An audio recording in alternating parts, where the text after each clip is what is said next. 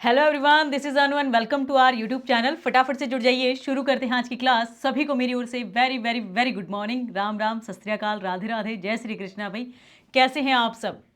फटाफट से जुड़ जाओ, शुरू करते हैं आज की क्लास। चलिए, एक्चुअल में एक इंपॉर्टेंट चीज़ आप लोगों को यहाँ पर बतानी है कि आज जो हम हमारा पॉलिटी का जो सेक्शन करने वाले हैं मैम, वहाँ से हमें बहुत ज़्यादा कन्फ्यूज़न देखने को मिल जाती है। एंड बच्चे क्या करते हैं कि मैडम जो कन्फ्यूज़न है ना, उस कन्फ्यूज़न के अंदर क्या है भी मैम, एक्ट मिस हो जाते हैं हमसे। कहाँ पर मैम सीटें बढ़ाई गई थी, कहाँ पर मैम भारतीयों को ऐड किया गया था सिविल सर्विसेज के लिए, मैम यहाँ पर पदों की नियुक्ति कर दी गई थी, क्या कारण था मैम। तो ये सारी जो कन्फ्यूज़न थी मैम, 1935 के एक्ट में क्या कहा गया है, 1947 के एक्ट में क्या कहा है, 1909 में, 1919 में क्या क्या प्रावधान हमें देखने को मिल जाते हैं। तो ये सारी कन्फ्यूज़न को दूर करने के लिए आज हम लोग इस क्लास पर ही डिस्कस करेंगे, इन सभी एक्ट्स पर चर्चा करेंगे, जहाँ से डेफिनेटली आप लोगों को क्वेश्चंस देखने को मिल ही जाएंगे। ठीक है, तो पॉलिटी की हमारा जो लेक्चर होगा वो होगा 17 भाई। एंड ब्रिटिश शासन के दौरान जितने भी हमें अधिनियम देखने को मिले हैं, जितने भी एक्ट देखने को मिले हैं, कब से कब तक मैम, 1773 से लेकर 1947 के बीच के। ठीक है, तो मैम यहाँ पर हम लोग डिस्कस आज करेंगे। चलो भाई शुरू करते हैं। हमारा जो पहला एक्ट है, पहली चीज एक्ट को करने से पहले देखिए, यहाँ पर अधिनियम के बारे में बता दिया है मैंने आप लोगों को। बताया कब से कब मैम, 1773 से इन्होंने बताया है 1858। 1858 क्यों? क्योंकि मैम हम लोग जानते हैं उसके पश्चात कंपनी का शासन समाप्त हो जाता है और क्राउन का शासन यहाँ पर स्टार्ट हो जाता है। ठीक है, क्या आएगा भी मैम, यहाँ पर कंपनी का जो शासन था वो सीमित कर दिया जाता है। शासन केवल व्यापारिक नेचर ही कंपनी का रखा जाता है। एंड हम लोग कहेंगे कि मैडम यहाँ पर क्या, शासन सीमित, ठीक है, केवल व्यापारिक बना दिया जाता है। यहाँ पर इन्हें क्या, व्यापार करो, आप कंपनी हो। और शासन व्यवस्था किसके हाथ में आ जाती है भाई? शासन व्यवस्था यहाँ पर क्राउन के हाथ में आ जाती है। क्राउन यानी महारानी हो या किंग हो, क्राउन हम कहेंगे मैम, यहाँ पर क्राउन के हाथ में शासन व्यवस्था चली जाती है। तो इस बेस पर हम क्या कहेंगे भी, 1773 से 1858 के बीच के जो एक्ट हैं, पहले हम उन पर डिस्कस करेंगे। उसके पश्चात मैम हम लोग यहाँ पर किसके 1947-48 तक जो हमें एक्ट देखने को मिल जाते हैं उन पर चर्चा करेंगे।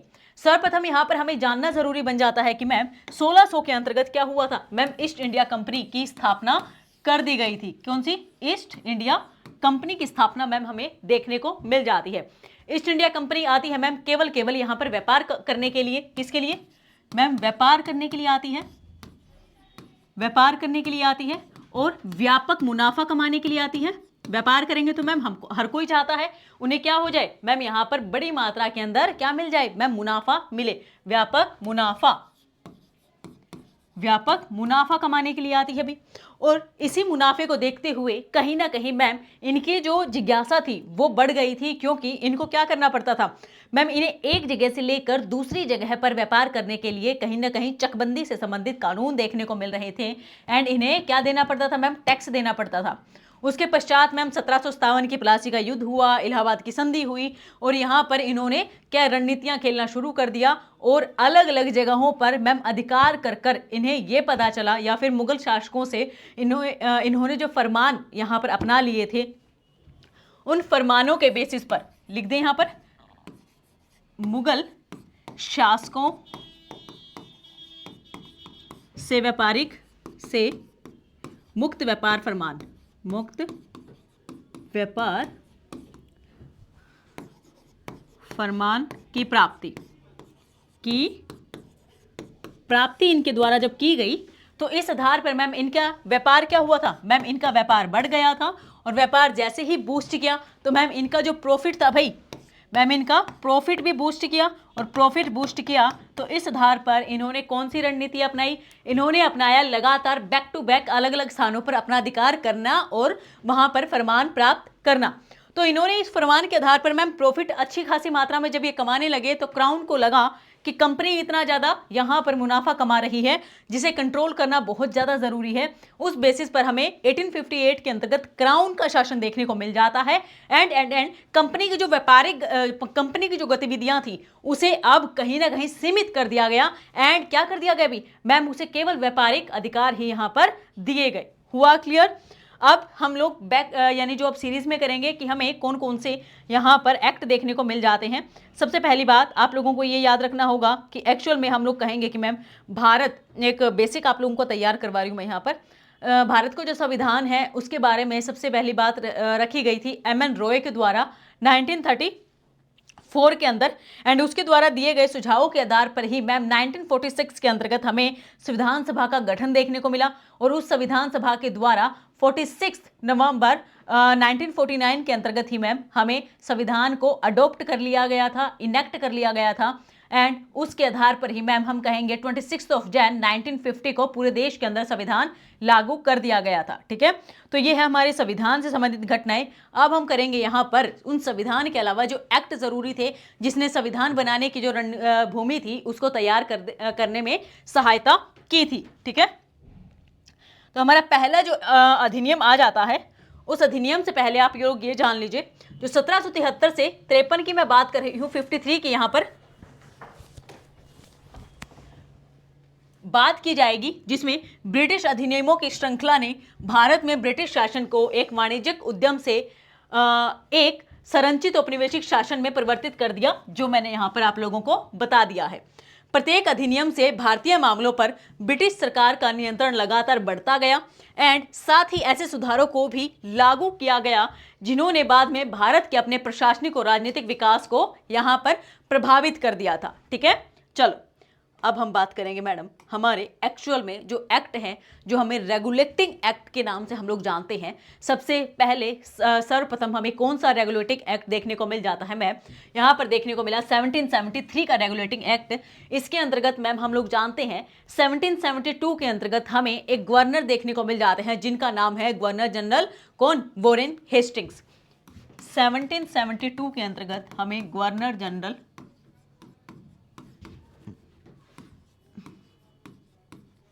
कौन आएगा मैम? Warren Hastings. क्या आएगा?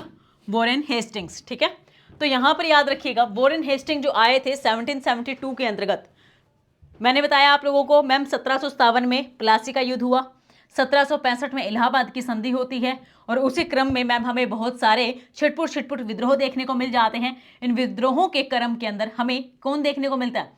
इन विद्रोहों के क्रम में मैम 1772 के अंतर्गत हमें यहाँ पर एक गवर्नर जनरल की नियुक्ति की जाती है जिसका नाम है Warren Hasting. And Warren Hasting जिसको कहेंगे मैम बंगाल का गवर्नर जनरल है, ये बंगाल का गवर्नर जनरल, उसके द्वारा यहाँ पर स्थापना के आधार पर हम कहेंगे कि मैम उसकी सहायता के लिए क्या कर दिया गया था मैम? एक कार्यकारी परिषद की स्थापना कर दी गई थी। ठीक है, और यहाँ पर जो पहला बंगाल का गवर्नर जनरल बना था उसका नाम आ जाता है वॉरेन हेस्टिंग, जो अपने 4 सदस्यीय कार्यकारिणी के माध्यम से कार्य करता था। उसके 4 हेल्पर्स थे। ठीक है, बंबई और मद्रास के गवर्नरों को बंगाल के गवर्नर जनरल के अधीन कर दिया गया था। आप लोग इस प्रकार से एक मैप बना लीजिएगा, यहाँ पर बना लीजिएगा वेस्ट बंगाल। ठीक है, एंड यहाँ पर बता दिया गया है बंबई, यह आ जाएगा बॉम्बे, उस समय बंबई बोला जाता था, बॉम्बे। ठीक है, एंड यहां पर आ जाएगा आप लोगों का मद्रास, तमिलनाडु के अंदर, यह आ जाएगा मद्रास।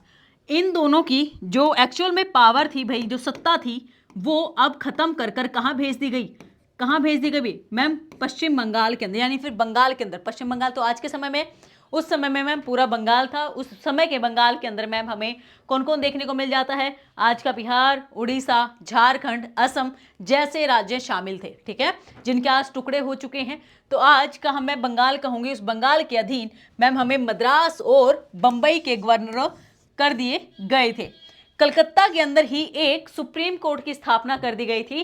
कब की गई थी मैम? एक्ट की बात कर रहे हैं 1773 की, एंड सुप्रीम कोर्ट की जो स्थापना की गई थी वो की गई थी 1774 के अंतर्गत। कब की गई थी? 1774 के अंदर मैम की गई थी। एंड कंपनी के जो पहले हमें सुप्रीम कोर्ट के मुख्य न्यायाधीश देखने को मिलते हैं उनका नाम आ जाएगा एलिजा एम्पे। एलिजा एम्पे नाम याद रखिएगा। कंपनी के कर्मचारी को निजी व्यापार करने या फिर रिश्वत लेने से प्रतिबंधित किया गया। निदेशक मंडल को नागरिक, सैन्य और राजस्व मामलों की रिपोर्ट करने की आवश्यकता यहाँ पर जरूरी कर दी गई थी। पहली चीज, कंपनी के कर्मचारी ताकि भ्रष्टाचार ना कर सके इसलिए निजी व्यापार को बैन कर कर उन्हें उपहार लेने से बिल्कुल मना कर दिया कि आप लोग ना ही तो रिश्वत ले सकते हैं, ना ही किसी से कोई भी ब्राइब के रूप में उपहार ले सकते हैं। ठीक है, इसके अलावा हम लोग कहेंगे निदेशक मंडल, यहाँ पर इस निदेशक मंडल को याद रखिएगा, आगे इसकी हमें एक अलग से भूमिका देखने को मिल जाएगी। ठीक है भाई, निदेशक मंडल को नागरिक, सैन्य और राजस्व मामलों पर रिपोर्ट सौंपने की आवश्यकता यहाँ पर यानी क्या कर दी गई थी, जरूरी कर दी गई थी। निदेशक मंडल यहाँ पर कार्य करता था किसके लिए, नागरिकों के लिए, सैन्य जो थी, और यहाँ पर कितना पैसे का लेन देन किया जा रहा है उससे संबंधित पूरी चर्चाएं किसके हाथ में थी, निदेशक मंडल को सौंप दी गई थी। अब आएगा इसका महत्व हमें क्या देखने को मिल जाता है। मैम एक्चुअल में अगर महत्व की बात करें तो भारत में जो ईस्ट इंडिया कंपनी थी इसके मामलों पर नियंत्रण स्थापित हुआ, मैंने बताया आप लोगों को, क्योंकि इससे पूर्व मैम कहीं ना कहीं क्या हुआ, मैम इससे पूर्व हमें क्या है, कंपनी अपने आधार पर ही कार्य कर रही थी स्वतंत्र रूप से, और विनियमित करने के लिए ब्रिटिश सरकार के द्वारा उठाया गया पहला कदम हमें देखने को मिल जाता है। कंपनी की राजनीतिक और प्रशासनिक भूमिकाओं को मान्यता दे दी गई थी कंपनी के द्वारा। ये बात कर रही हूँ 1773 की भाई, क्योंकि जो कंपनी की व्यापारिक गतिविधियां ही क्या कर दी गई थी मैम, केवल उनको व्यापारिक कंपनी बना दिया, और उनकी जो प्रशासनिक न्यायिक व्यवस्था थी वो क्राउन के पास चली गई थी, वो हुई थी 1858 के अंदर बचा। तो यहाँ पर 1773 के अंदर कंपनी की जो राजनीतिक नीतियां थी, जो वो एक दूसरे क्षेत्र को हड़प रहे थे, उसके अलावा जो प्रशासनिक भूमिका थी उसको मान्यता दे दी गई थी कि आप ठीक है, आप खुलेआम यहाँ पर क्या कीजिए, अपने व्यापार को बढ़ाने के लिए दूसरे एरिया पर अधिकार करते रहिए। भारत में केंद्रीय प्रशासन की नींव यहाँ पर रखी गई थी। केंद्रीय प्रशासन यानी इसको मजबूत बनाने के लिए क्या कर लिया गया था मैम, अंग्रेजों के द्वारा सबसे पहले इस अधिनियम को लाया गया था। तो क्वेश्चन आप लोगों के लिए बन जाएगा, बंगाल के प्रथम गवर्नर जनरल कौन देखने को मिल जाते हैं, या फिर हम कहेंगे कि किस एक्ट के यानी जो सुप्रीम कोर्ट है बंगाल में हमें कब देखने को मिला था, इसकी स्थापना कब की गई थी। आप लोगों को देखने को मिल जाएगा बंबई और मद्रास के गवर्नरों को बंगाल के गवर्नर जनरल के अधीन कर दिया गया था। किस अधिनियम के अंतर्गत यह प्रावधान देखने को मिल जाता है, 1773 के प्रावधान के अंतर्गत ये बात कही गई है। ठीक है, दूसरा जो अधिनियम है जिस पर हमें चर्चा करना जरूरी बन जाता है वो अधिनियम है 1781 का भी। 1781 के अंतर्गत हम बात करेंगे कि मैम यहाँ पर मुख्य प्रावधान दिए गए हैं, आधिकारिक क्षमता में किए गए कार्यों के लिए गवर्नर जनरल और परिषद को सर्वोच्च न्यायालय के अधिकार क्षेत्र से छूट दे दी गई थी। क्या आएगा भाई, मुख्य प्रावधान 1781 के अंतर्गत, इसमें यानी कुछ ना कुछ चेंजेस करने थे। 1773 के अंतर्गत कुछ कमियां थी जिसमें सुधार करने के लिए मैम यहाँ पर क्या कहा गया, आधिकारिक क्षमता जो है उसमें किए गए कार्यों के लिए गवर्नर जनरल, जो कि बंगाल का गवर्नर जनरल है या मद्रास का है या बंबई का है, ठीक है, और उसकी जो परिषद है 4 सदस्य परिषद सर्वोच्च न्यायालय के अधिकार क्षेत्र के अंतर्गत नहीं आती है, वो अपने स्वतंत्र होकर कार्य कर सकते हैं। ये सारी बातें मैम यहाँ पर 1781 के अंतर्गत दी गई है। दूसरा क्या कहा गया मैम, हमें पहले के अंदर देखने को मिला नागरिक, सेना और राजस्व संबंधित मामले नियंत्रण बोर्ड को दे दिए गए थे। ठीक है, फिर उसकी मैं यानी 1781 के अंदर क्या कहा जा रहा है, राजस्व संबंधित मामले जो हैं वो सर्वोच्च न्यायालय के अधिकार क्षेत्र से बाहर रख दिए गए, क्योंकि आप जानते हैं कंपनी क्या करना चाहती थी भाई, मैक्सिमम से मैक्सिमम मैम व्यापार कमाना चाहती थी, और व्यापार कमाएगी तो अगर हम यहाँ पर जुडिशरी को बीच में ले आते हैं तो जुडिशरी क्या करेगी, आप लोगों को आपके द्वारा जो दमनकारी नीतियों का प्रयोग किया जा रहा है, जो वॉयलेंस फैलाई जा रही है, उसके लिए रोक सकती है। ठीक है, अगर कोई यूं मान लीजिए भू राजस्व नहीं दे पा रहा है, जो टैक्स लगाया गया है वो नहीं दे पा रहा है, तो राजस्व संबंधित मामलों के अंदर आ जाएगा, और राजस्व संबंधित मामले अगर ये सुप्रीम कोर्ट में जाने लगे तो सुप्रीम कोर्ट कहीं ना कहीं शिकंजा कस देगी, और शिकंजा कस देगी तो मैडम हम लोग जानते हैं कि यहाँ पर कंपनी को नुकसान होने का पूरा मैम हमें क्या कहते हैं मार्ग देखने को मिल सकता है। तो कंपनी ऐसा रिस्क लेना ही नहीं चाहती थी। कंपनी ने क्या किया, भू राजस्व संबंधित राजस्व संबंधित जितने भी मामले हैं उनको सुप्रीम कोर्ट के क्षेत्र से बाहर रख दिया गया। सर्वोच्च न्यायालय को कलकत्ता के सभी निवासियों पर अधिकार क्षेत्र प्राप्त था, यानी कलकत्ता के अंदर स्थापित थी, 1774 के अंदर स्थापित कर दिया गया था सुप्रीम कोर्ट को, और कलकत्ता के तो सभी निवासी जाएंगे ही। ठीक है, तो इन्होंने कहा कलकत्ता के जितने भी क्षेत्र के निवासी थे वो सारे सुप्रीम कोर्ट में जा सकते थे, उसी के दायरे के अंतर्गत आते थे, और प्रतिवादियों पर लागू होने वाले व्यक्तिगत कानून हिंदू या मुस्लिम को लागू यहाँ पर करेगा। हिंदुओं के लिए अलग से कानून बना दिया गया था एंड मुसलमानों के लिए अलग से कानून। कैसे समझोगे मैम, मुस्लिम पर्सनल लॉ आप समझ सकते हो, एंड हिंदुओं के लिए कैसे आ जाएगा मैम? हिंदुओं के लिए मैम विशेष प्रकार के अधिनियम, विवाह अधिनियम देखने को मिल जाते हैं, या फिर हम लोग कहेंगे मैम दहेज प्रथा से संबंधित अधिनियम देखने को मिल जाते हैं। ये अलग से कानून हिंदुओं के लिए यहाँ पर बनाए गए थे। ठीक है। प्रांतीय न्यायालय यानी जो डिस्ट्रिक्ट कोर्ट्स हैं उनके लिए नियम बनाने का अधिकार गवर्नर जनरल इन काउंसिल को दे दिया गया था। जो गवर्नर जनरल था और उसकी जो काउंसिल थी, जो परिषद थी, उसको क्या कह दिया था कि प्रांतीय जो न्यायालय है उनके लिए, जो डिस्ट्रिक्ट लेवल पर जो आप लोगों के छोटे छोटे कोर्ट्स देखने को मिल जाते हैं, आप उनके लिए क्या कर दीजिए, उनके लिए नियम विनियम बनाइए कि वो किस तरह से कार्य कर सकते हैं। और आप लोग सुप्रीम कोर्ट के अंतर्गत नहीं आते हैं तो आप लोग ऊपरी लेवल पर क्या कर सकते हैं, फ्रीली काम कर सकते हैं। ये बात किन के लिए थी? गवर्नर जनरल के लिए थी और उसके 4 सदस्यीय परिषद के लिए थी। ठीक है भाई। इस एक्ट का महत्व क्या आ जाएगा मैम? 1773 का जो रेगुलेटिंग एक्ट हमें देखने को मिल जाता है, रेगुलेट करना यानी किसी चीज को नियम विनियम सही से सिखा देना, विनियमन। ठीक है। अधिनियम की खामियों को दूर करना था। उसके अलावा यानी जो भी नया एक्ट देखने को मिलेगा ना बच्चा, अगर मैं 1773 के बाद 81 पढ़ा रही हूं आप लोगों को, 1781, तो इसमें क्या है मैम, हम लोग इतना मान लेंगे ये 1781 क्यों लाया गया मैम? कहीं ना कहीं इसमें कमी थी इसलिए इसे लाया गया। अब मैं कहूंगी कि मैम 1784 अगर आ रहा है आगे तो कहीं ना कहीं इसमें कोई कमी आ गई इसलिए इसे लाया जा रहा है। हुआ क्लियर? तो इसमें अगर आगे चेंज होगा तो मैम क्या होगा, कहीं ना कहीं 84 के अंदर कुछ कमियां होंगी तो हमें नया अधिनियम देखने को मिल जाता है। तो इसी अधिनियम के बेस पर मैं क्या कहूंगी भाई, इन्होंने कहा है 1773 का जो अधिनियम था, रेगुलेटिंग एक्ट हमें जो देखने को मिला था, उसमें खामियों को दूर करने के लिए 1781 के अंदर हमें एक नया एक्ट देखने को मिल गया था। फिर आएगा मैम न्यायिक क्षेत्राधिकार और प्रशासनिक अधिकारों को स्पष्ट कर दिया गया था। न्यायिक यानी सुप्रीम कोर्ट को कह दिया गया था कि आप गवर्नर जनरल एंड गवर्नर की परिषद पर कोई यहाँ पर क्या नहीं कर सकते, कार्यवाही नहीं कर सकते हैं। राजस्व संबंधित मामलों पर कोई भी भागीदारी नहीं कर सकते हैं। प्रशासनिक में भी इनको अलग कर दिया गया था क्योंकि यहाँ पर क्या कह दिया गया, जो प्रांतीय न्यायालय है उनके लिए नियम बनाने का अधिकार गवर्नर जनरल और उसकी परिषद को दे दिया गया था। ठीक है। वो अपनी मर्जी से अपने प्रशासन के आधार पर यहाँ पर नियम सेट कर सकते थे। ठीक है भाई। चलो नेक्स्ट हमें देखने को मिल रहा है 1784 का पिट्स इंडिया एक्ट।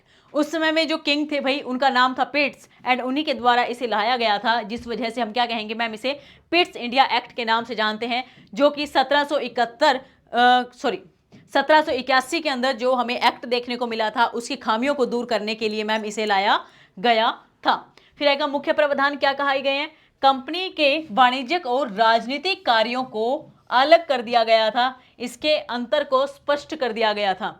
कंपनी बीच में ही कंपनी कह रही थी कि हमें कैसे अलग कर दिया गया ये समझना जरूरी बन जाता है। कंपनी कह रही थी कि हम लोग बंगाल पर अगर अधिकार कर रहे हैं, इस बंगाल पर अधिकार करने का हमारा मेन मोटो क्या है, प्रॉफिट कमाना, व्यापार करना, क्योंकि यहां पर हुगली नामक हमें एक पोर्ट देखने को मिल जाता है और इस पोर्ट से, इस बंदरगाह से हम लोग व्यापार कर सकते हैं। कंपनी ने ये वाली बात कही, परंतु कहीं ना कहीं बंगाल पर अगर उन्होंने अधिकार कर लिया है तो प्रशासनिक ढांचा भी तो संभालना पड़ेगा ना भाई। तो यहाँ पर जो प्रशासनिक एडमिनिस्ट्रेशन स्ट्रक्चर था वो गड़बड़ा ना जाए, इसलिए क्या कहेंगे मैम, ये जहाँ मिक्स लेकर चल रही थी इसको अलग करना जरूरी अब बन गया था। प्रशासनिक और व्यापारिक गतिविधियां मैम दोनों ही साथ साथ लेकर यहाँ पर कंपनी नहीं चल पा रही थी। अब व्यापारिक क्या आएगा मैम, ये केवल प्रॉफिट पर ध्यान दे रहे थे, और अगर प्रॉफिट पर ध्यान देंगे तो यहाँ पर कहेंगे कि मैम जो प्रशासनिक ढांचा है, जो चोरियां हैं बढ़ जाएंगी, लोगों के हितों के लिए कोई ध्यान नहीं देगा, ठीक है, उनके लिए कोई नीतियां नहीं बना पाएगा, तो प्रशासनिक ढांचा बिगड़ जाएगा। और इसी प्रशासनिक ढांचे को बिगड़ने से बचाने के लिए क्या किया गया मैम, वाणिज्यिक और राजनीतिक यानी प्रशासनिक कार्यों के बीच में डिफरेंस कर दिया गया, अलग अलग इन्हें कर दिया गया, जिस आधार पर हम लोग कहेंगे मैम जो निदेशक मंडल हमें पहले से देखने को मिल रहा है 1773 से ही, वो अब क्या कर रहा था मैम, वाणिज्यिक कार्यों के लिए काम कर रहा था। परंतु एक नया बोर्ड बना दिया गया, ठीक है, निदेशक मंडल को कोड ऑफ डायरेक्टर कह सकते हैं यानी COD के नाम से जानिएगा। एंड यहाँ पर एक नियंत्रक बोर्ड बना दिया गया जिसे हम BOC बोर्ड ऑफ कंट्रोल नियंत्रण कर रहे हैं ना। अब ये क्या नियंत्रण करेगा भाई, प्रशासनिक नीतियों को नियंत्रण करेगा। अगर व्यापार पर नियंत्रण कर देगा तो मैम लॉस होगा, और नियंत्रण करना व्यापार पर सही नहीं था, इसलिए इसको तो रेगुलेट किया जा रहा है। किसके द्वारा मैम? व्यापार में निर्देश दिए जाते हैं ना, बॉस बैठेगा और सभी को निर्देश देता रहेगा, तो वो निर्देश देना यानी निदेशक मंडल हमें देखने को मिल जाता है। तो इस निदेशक मंडल को याद रखिएगा, जो कि व्यापारिक गतिविधियों से जुड़ा हुआ है। राजनीति में क्या होता है मैम? राजनीति में नियंत्रण रखना पड़ता है। किस पर मैम? यहाँ पर राजनीतिक मामलों पर नियंत्रण रखने के लिए हमें BOC यानी बोर्ड ऑफ कंट्रोल देखने को मिल जाता है। इस कारण हम कहेंगे कि मैम यहाँ पर दो ढांचे खड़े हो गए। एक आएगा COD यानी क्या आएंगे मैम? डायरेक्टर्स का कंट्रोल, और दूसरी तरफ मैम बोर्ड का कंट्रोल। तो दोनों तरफ हम क्या कर देंगे मैम? यहाँ पर दो ढांचे हो गए, इसलिए दोहरी व्यवस्था देखने को मिली। व्यापारिक गतिविधियों पर मैम यहाँ पर किसका मैम? निदेशक मंडल का अधिकार देखने को मिल गया, एंड नियंत्रण बोर्ड का जो अधिकार था वो राजनीतिक प्रबंधन में चला गया। इस आधार पर मैम दोहरी व्यवस्था यहाँ पर शासन व्यवस्था आ गई थी। अब आएगा मैम, नियंत्रण बोर्ड नागरिक और सैन्य अभियानों और राजस्व की देखरेख करता था। क्या करता था भी? नियंत्रण बोर्ड कौन सा आ जाएगा मैम? ये आ जाएगा, ये राजनीतिक मामलों से जुड़ा हुआ है, तो राजनीतिक मामले में कौन आ जाएगा मैम? नीतियां बनाएगा। नीतियां बनाएगा तो क्या आ जाएगा मैम? नागरिकों के लिए काम करेगा और सैन्य अभियानों के लिए काम करेगा, और राजस्व की देखरेख भी यहाँ पर करता रहेगा। फिर आएगा महत्व, कंपनी के राजनीतिक मामलों पर ब्रिटिश सरकार का नियंत्रण यानी हमें बढ़ता हुआ दिखाई दिया। एंड भारत के कुछ क्षेत्रों में ब्रिटिश उपनिवेश के रूप में चिन्हित किया गया, जिससे ब्रिटिश शासन का नियंत्रण मजबूत हुआ। याद रखोगे, ब्रिटिश शासन का नियंत्रण हमें मजबूत देखने को मिल जाता है। चलो भाई, नेक्स्ट क्या आएगा मैम? मैंने बताया, देखिए 1773 का हम लोगों ने चर्चा की है। कौन सा एक्ट आएगा? 1773 का रेगुलेटिंग एक्ट, 1781 का एंड 1784 का। इसके बाद हम लोग कर रहे हैं मैम 1786 के एक्ट के बारे में चर्चा, सीरीज में याद रखिएगा। तो अब 1786 का जो अधिनियम था भाई, ये हमारे लिए ज़रूरी बन जाता है। इसमें क्या आएगा? गवर्नर जनरल की परिषद के निर्णयों की रद्द करने की अनुमति दे दी गई थी। क्या आएगा मैम? यहाँ पर विशेष मामलों में गवर्नर जनरल, जो बंगाल के गवर्नर जनरल थे, कुछ ऐसे इंपॉर्टेंट जो मुद्दे हैं जिन पर केवल वो निर्णय ले सकते हैं, तो परिषद के निर्णय को भी रद्द कर सकते हैं। ठीक है, क्योंकि परिषद कहीं ना कहीं, जो 4 मेंबर की परिषद थी, इनके अंतर्गत काम कर रही थी। अगर परिषद इनके निर्णय से सहमत नहीं है, तो ये क्या कर रहे हैं? इन्हीं को ही हटा देंगे, उनके निर्णय को रद्द कर देंगे। एंड गवर्नर जनरल की कमांड जो है वो कमांडर इन चीफ को बना दिया गया। गवर्नर जनरल को क्या बना दिया गया था? को आएगा बच्चा, ना कि गवर्नर जनरल को ही कमांडर इन चीफ बना दिया गया था, यानी वो चीफ है, उसकी बात को नेग्लेक्ट नहीं किया जा सकता है। ये प्रावधान हमें किस में दिया गया था भी? ये प्रावधान मैम हमें देखने को मिल जाता है हमारे 1786 के किसके अंदर मैम? एक्ट के अंदर। याद रखोगे। चले आगे। कोई भी डाउट है तो आप मुझसे पूछ सकते हो कि मैम ये चीज़ हमें समझ नहीं आई है मैम, आप कमेंट सेक्शन में हमें बता दीजिएगा, उसका रिप्लाई आपको डेफिनेटली मिलेगा। एंड क्या कहते हैं, आपसे लगातार हमारी टीम जो है वो कांटेक्ट करती रहेगी। याद रखोगे। चले आगे भाई। चलो भाई, इसका महत्व क्या था? भारत में गवर्नर जनरल के अधिकार को मजबूत कर दिया गया, क्योंकि इसे क्या बना दिया गया? कमांडर इन चीफ बना दिया गया। एंड इसको अपनी परिषद पर भी सुप्रीम बना दिया गया था, जिससे अधिक निर्णायक शासन संभव हो पाया। गवर्नर जनरल अब परिषद की जो पहले गड़बड़ियां देखने को मिल जाती थी या परिषद की वजह से निर्णय नहीं ले पाते थे, अब गवर्नर जनरल को ही सुप्रीम कर दिया गया। अब परिषद की मंजूरी हो या ना हो, अगर गवर्नर जनरल को मंजूर है तो वहां पर निर्णय मंजूर माना जाएगा। ठीक है, चलो भाई, नेक्स्ट आएगा मैडम यहां पर चार्टर अधिनियम। चार्टर अधिनियम हम लोग कहेंगे कि मैडम 73 के बाद आएगा 81, 81 के बाद अब हम लोगों ने किया मैम 84 का, 84 के पश्चात आएगा मैम 86 का, एंड 86 के पश्चात हम लोग 1793 की चर्चा यहाँ पर कर रहे हैं। ये 17 की लाइन चलती आ रही है, और 17 की लाइन को आप लोग याद रखिएगा, क्योंकि यहाँ पर आप लोगों से क्वेश्चन पूछे जा सकते हैं। ठीक है, कोई डाउट है तो आप मुझसे पूछ सकते हो कि मैडम ये चीज़ हमें समझ नहीं आई है। मुझे कमेंट सेक्शन में, मैं आप लोगों के कमेंट्स देख रही हूँ, आप लोग मुझसे पूछ सकते हैं मैडम ये चीज़ समझ नहीं आई। ठीक है भाई, चले आगे। कोई भी डाउट है तो पूछ लीजिएगा। नेक्स्ट क्या आएगा मैडम? हम 1793 में क्या है, भविष्य के गवर्नर जनरल जो जितने भी जनरल थे और गवर्नर आएंगे उनको गवर्नर जनरल की सर्वोच्च शक्तियां प्रदान कर दी जाएंगी। यानी यहाँ पर महाशक्तियां लिखना था, ये म शक्तियां लिखी गई हैं, सर्वोच्च शक्तियां प्रदान की गई है। याद रखोगे, सर्वोच्च शक्तियां मैम यहाँ पर प्रदान करने की बात इनके द्वारा कह दी गई है। भविष्य के गवर्नर जनरलों और गवर्नरों को गवर्नर जनरल की सर्वोच्च शक्तियां प्रदान कर दी गई। यानी आने वाले जितने भी गवर्नर जनरल होंगे उनको कमांडर इन चीफ बना दिया जाएगा एंड वो अपनी जो क्या कहते हैं परिषद थी, परिषद काउंसिल के ऊपर सर्वोच्च माने जाएंगे। उसके पश्चात आएगा बंबई और मद्रास पर गवर्नर जनरल का नियंत्रण मजबूत कर दिया गया। ऑफ कोर्स मैम 1773 का जो एक्ट हमें देखने को मिल रहा था उसमें जो बंबई और मद्रास थे उनके गवर्नर अधीन कर दिए गए थे बंगाल के गवर्नर जनरल के। ठीक है, अगर आप ध्यान से सुन रहे हो तो ये मेरी बोली हुई सारी चीजें आप लोगों को कनेक्शन जो समझ आ रहा होगा। ठीक है, फिर आएगा बंबई, इसमें क्या बताया गया, बंबई और मद्रास का गवर्नर जनरल पर नियंत्रण और ज्यादा कस दिया गया। फिर आएगा कंपनी के भारत में व्यापार एकाधिकार को अगले 20 वर्षों के लिए बढ़ा दिया गया। 1793 में अगले 20 वर्षों के लिए करेंगे मैम, 1793 से 1813 तक चला जाएगा, तो 20 वर्ष कितना आ जाएगा, 1813 तक। तो कंपनी के भारत में व्यापार एकाधिकार को अगले 20 वर्षों के लिए बढ़ा दिया गया। कमांडर इन चीफ और गवर्नर जनरल की परिषद की भूमिकाएं अलग अलग कर दी गई। यहां पर याद रखोगे कमांडर इन चीफ था और गवर्नर जनरल की जो परिषद थी मैम, ऑलरेडी मैम यहां पर कमांडर इन चीफ सुप्रीम थे क्योंकि गवर्नर जनरल को ही कमांडर क्या कहते हैं इन चीफ कहा जा रहा था, परंतु गवर्नर जनरल की जो परिषद थी वो अलग से काम कर रही थी, उन्हीं के अधीन काम कर रही थी, उनकी भूमिकाओं को अलग अलग कर दिया गया। भारतीय राजस्व से नियंत्रण बोर्ड के सदस्यों को ही वेतन दिया जाने लगा, जो किसके अंदर डिसाइड किया गया था मैम, इंपॉर्टेंट है, यहां से क्वेश्चन आएगा। यानी जो BOC की बात कर रही थी मैं, यानी बोर्ड ऑफ जो कंट्रोल है, भारतीय राजस्व से ही यहाँ पर उसे नियंत्रण क्या कहते हैं वेतन देने की बात कही गई थी, जो कि किसके द्वारा नियुक्त किया गया था मैम, जो ब्रिटिश क्राउन हमें देखने को मिल रहा है उनके द्वारा प्रशासनिक नियंत्रण के लिए इसकी नियुक्ति कर दी गई थी। कब की गई थी मैम, 1784 के अंदर। ठीक है भाई, जब मैम हमें द्वैध शासन पिट्स इंडिया एक्ट देखने को मिल जाता है।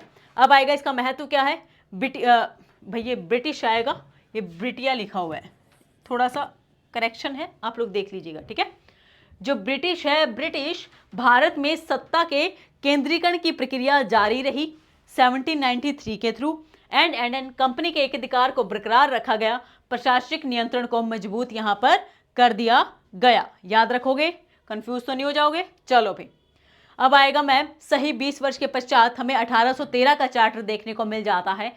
1813 के चार्टर के अंदर क्या विशेषताएं यहां पर बताई गई थी। मुख्य प्रावधान किए गए थे मैम यहां पर चाय पर और चीनी पर, चाय पर और चीन के साथ जो व्यापार किया जा रहा था XYZ, उस समय अफीम का ज्यादा व्यापार चल रहा था। अभी अफीम के व्यापार को ध्यान रखिएगा। चाय और चीन के साथ व्यापार को छोड़कर भारत ने कंपनी के व्यापार पर एकाधिकार को समाप्त कर दिया गया था।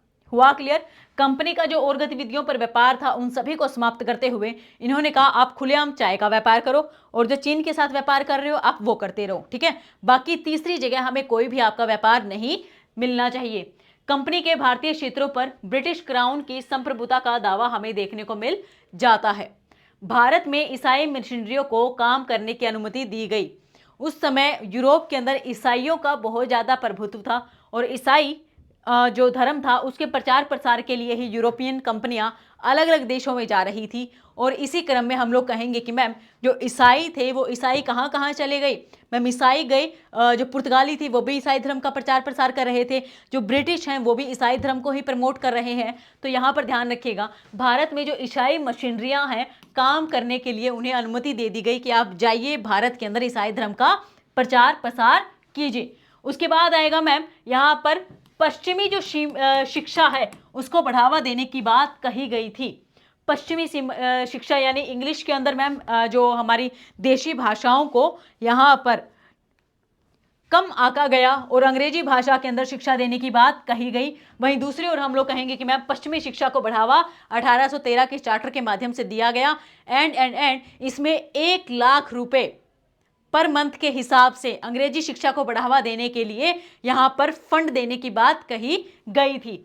स्थानीय सरकारों को कर लगाने का अधिकार दे दिया गया था। जो भी छिटपुट हमें सरकारें देखने को मिल रही थी, अब क्या कर सकती थी मैम, वो टैक्स लगा सकती थी। स्थानीय सरकारें मैम पंचायत से ले लीजिएगा, जिससे पंचायत आज क्या है मैम, तालाब के ऊपर टैक्स ले सकती है, ठीक है। गौशाला वगैरह अगर कहीं खोली जा रही है तो उस पर टैक्स ले सकती है। तो आप इससे कनेक्ट कर लीजिएगा, 1813 के अंदर भी स्थानीय सरकारों को टैक्स लगाने का अधिकार दिया गया था। इसका मेन महत्व क्या आ जाएगा मैम, जो 1793 के अंदर 20 साल का जो पट्टा मिला था व्यापार करने का अंग्रेजी कंपनी को, वो कहीं ना कहीं और ज़्यादा सीमित कर दिया गया था, ठीक है। सभी ब्रिटिश व्यापारियों के लिए भारतीय व्यापार के द्वार खोल दिए गए। सारी एक कंपनी आई हुई थी पहले, अब उसके व्यापार को सीमित किया गया और अदर जितनी भी यूरोपियन कंपनियां थी उन सभी को यहाँ पर व्यापार करने की अनुमति दे दी गई थी। यानी न केवल ईस्ट इंडिया कंपनी बल्कि ब्रिटेन से जो अलग अलग कंपनी यानी XYZ नाम की जो 3 अलग कंपनियां थी उनको भी व्यापार करने का अधिकार भारत के अंदर मिल गया। इससे कंपनी का एक अधिकार समाप्त हो गया। भारत में पश्चिमी शिक्षा और ईसाई मिशनरी गतिविधियों को बढ़ावा देने की पहल यहाँ पर हमें देखने को मिल जाती है, ठीक है भाई। चलें आगे। नेक्स्ट हमें दिया गया है चार्टर अधिनियम 1833। 1833 का जो चार्टर अधिनियम है वो क्या कहता है, वो हमारे लिए ज़रूरी भी बन जाता है। क्यों? क्योंकि मैम इसके अंदर जो मुख्य प्रावधान किया गया है वो किससे जुड़ा हुआ है, बंगाल के गवर्नर जनरल को भारत का गवर्नर जनरल बनाया गया, जिससे सभी नागरिक और सैन्य शक्तियां केंद्रीकृत हो गई। अब आएगा बंबई और मद्रास के गवर्नरों को विधायी शक्तियों से वंचित यहां पर कर दिया गया था। फिर आएगा कंपनी के व्यवसायिक गतिविधियों को समाप्त कर दिया गया, जिससे यह पूरी तरह से प्रशासनिक निकाय बन गई। अब मैम ये तो आप पढ़ाए जा रहे हो तो हमें समझ नहीं आ रहा, क्योंकि ये चीज़ें तो ऑलरेडी हमारी बुक के अंदर हैं। तो 1833 के अंदर आप लोग ये समझिएगा, कंपनी जो चीन से व्यापार और चाय के साथ जो व्यापार कर रही थी, ईस्ट इंडिया कंपनी की बात कर रही हूँ, उसको एक अधिकार दिया गया था कि बाकी सारे व्यापार छोड़ दो, आप 2 जगह व्यापार कर सकते हो। 2 जगह कहाँ पर, एक तो चीन का व्यापार कर सकते हो, दूसरा आप कहाँ भाई चाइना के साथ व्यापार कर चीन का नहीं, चाय का व्यापार कर सकते हो और चाइना के साथ व्यापार कर सकते हो। तो यहाँ पर कहा गया बंगाल के गवर्नर जनरल को 1833 के एक्ट के माध्यम से भारत का गवर्नर जनरल बना दिया गया और उसे सारे के सारे नागरिक और सैन्य अधिकार दे दिए गए थे। क्वेश्चन आएगा कि भारत का गवर्नर जनरल हमें किस अधिनियम के माध्यम से देखने को मिल जाता है, कौन सा आएगा, 1833 का अधिनियम यहां पर लाया गया था, चार्टर यहां पर लाया गया था। बंबई और मद्रास के गवर्नरों को जो और टाइट किया गया था मैम, सबसे पहले देखने को मिला मैम 1773 के अंदर, फिर मैम हम लोग बात करेंगे 1793 के अंतर्गत, अब हम बात कर रहे हैं 1883 में। बंगाल और मद्रास के गवर्नरों की जो विधायी शक्तियां थी वो उनसे पूर्ण रूप से छीन ली गई थी 1800 किसके अंदर भी मैम 33 के अंदर। कंपनी की जो व्यवसायिक गतिविधियों को समाप्त कर दिया गया, जो व्यापार कर रही थी, और इन्हें जो चाय का व्यापार करने का और चीन के साथ जो व्यापार करने का अधिकार दिया था वो पूर्ण रूप से समाप्त हो गया। फिर आएगा जिससे यह पूरी तरह से केवल एक प्रशासनिक निकाय बनकर रह गई, अब इन्हें व्यापार करने की अनुमति यहाँ पर नहीं दी गई। फिर आएगा यहाँ पर हम लोग कहेंगे कि ये सिविल लिखा हुआ बच्चा ये आ जाएगा, सिविल याद रखिएगा क्या आएगा, सिविल सेवा के लिए खुली प्रतियोगिता का प्रस्ताव यहाँ पर रखा गया, हालांकि इसे लागू नहीं किया गया था। 1833 के अंदर सर्वप्रथम हम लोग देखेंगे खुली सेवा यानी जो सिविल सेवा है उसके लिए खुली प्रतियोगिता की बात कही गई थी, परंतु क्या इसे मान लिया गया था, नहीं मैम। इस पर हमें आक्रोश देखने को मिला, जो ब्रिटिशर्स थे उनके द्वारा मना कर दिया गया एंड इसका विरोध देखते हुए फिर इसे आगे नहीं अपनाया गया। क्वेश्चन आप लोगों को बन जाएगा सीधा सेवा के लिए खुली प्रतियोगिता का प्रस्ताव रखा तो गया परंतु इसे लागू नहीं किया गया, हमें किस प्रावधान के माध्यम से ये बात कही गई है या किस एक्ट के किस अधिनियम के माध्यम से ये बात कही गई है? क्या 1813 के अधिनियम के माध्यम से, 1833 के अधिनियम के माध्यम से, 1853 के अधिनियम के माध्यम से या फिर 1947 के अधिनियम के माध्यम से? इस प्रकार से आप लोगों को दिया होगा। अगर आपने ढंग से नहीं किया है तो बच्चों आप लोग कंफ्यूज कर जाओगे। ये कंफ्यूजन नहीं होनी चाहिए आप लोगों को, और ये कंफ्यूजन कहीं ना कहीं क्या करता है मैम, आपकी कम रिवीजन की वजह से होती है। आप जितना मल्टीपल टाइम रिवाइज करोगे उतना ही आप लोगों को क्लियरिटी आती जाएगी, उतनी बार ही आप लोग हर बार सेम टॉपिक पर एक नई चीज सीखते रहेंगे। फिर आएगा महत्व, ब्रिटिश भारत में प्रशासनिक केंद्रीकरण पूर्ण रूप से किया गया। कंपनी की भूमिका को वाणिज्यिक से विशुद्ध रूप से प्रशासनिक में परिवर्तित कर दिया गया। एंड लास्ट वन इज भविष्य में सिविल सेवा सुधारों का मार्ग भी प्रशस्त कर दिया गया। क्योंकि मैम यहाँ पर खुली प्रतियोगिता के बारे में बात तो की गई, मना कर दिया गया और वो बंद भी हो गई, परंतु अब चर्चा का विषय तो बन गया।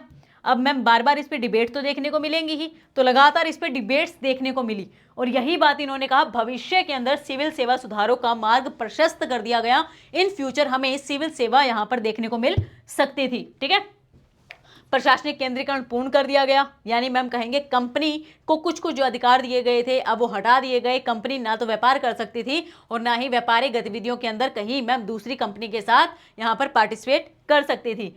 कंपनी की भूमिका को वाणिज्यिक से विशुद्ध रूप से क्या कर दिया गया, हटा दिया गया, एंड प्रशासनिक बना दिया गया। अब कंपनी क्या करेगी, नीतियां बनाएगी, कानून बनाएगी, नागरिकों के हितों के लिए काम करेगी। अब हित तो वो जैसा करना चाहती थी आप अच्छे से जानते हैं, अंग्रेजों ने ऐसा कोई काम नहीं किया मैम जो डायरेक्ट रूप से भारतीयों के लिए हो।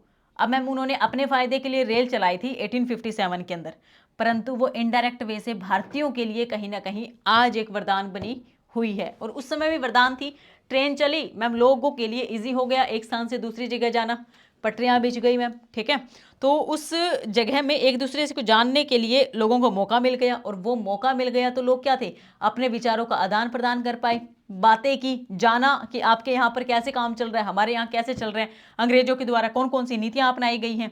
लोगों का आवागमन बढ़ा, लोगों के विचार आदान प्रदान हुए तो क्या है मैम जो क्रांति थी अंग्रेजों के विरुद्ध वो बड़े स्तर पर हमें देखने को मिल गई।